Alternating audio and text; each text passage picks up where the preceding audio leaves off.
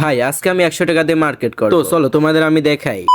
So অবশেষে আমি রওনা দিলাম শহরে যাওয়ার উদ্দেশ্যে, কারণ আমি শহরে থেকে মার্কেট করব। তো অবশ্যই শহরে বসে ভাইয়ের অফিসের সামনে এসে দেখতেছিলাম, তো ভাইয়ের অফিসে ঢুকে যে ভাই এখন আমার ভিডিও দেখতেছিল। তো ভাইকে বললাম ভিডিও দেখে বাদে চলো এখন মার্কেট করতে যাই। তো আমরা জন্য আবার হাঁটা শুরু করে দিলাম মার্কেট করার উদ্দেশ্যে। তো অবশেষে অনেকক্ষণ হাঁটা রেখে আবার আমরা একটা দোকানে আসলাম। তো ওখান থেকে আমরা জিনিসপত্র পছন্দ করতেছিলাম। তো এদিকে আমার ভাই পছন্দ করতেছিল, এদিকে আমার অবস্থা দেখেন পুরো চামালাক্ক। তো এখন আমার জার্সির কাপড় ঠিক করলো, তো এখন আমি একটা জার্সি প্রিন্ট করবো। তো এই জন্য আমি বললাম নাম সবকিছু রেখে দিলাম ওনার কাছে, আর উনি বললো যে 10-15 মিনিট পর আসো, তারপর তোমার জার্সিটা আমরা দিয়ে দেবো। তো আমরা ভাবলাম যে আমার নানু ওষুধ কেনা লাগবে, এই জন্য 10 মিনিটের ভিতরে আমরা নানুর ওষুধগুলো কিনতে গেছিলাম। তো ওষুধগুলো কেনা শেষে আমরা দেখতেছিলাম হুডির কালেকশন। তো আমার কাছে টাকা পয়সা নাই, না স্যার হুডিগুলো কেনার খুব শখ ছিল, সব বলতে একটা যে কোনো একটা হুডি কেনার শখ ছিল, কিন্তু টাকা নাই।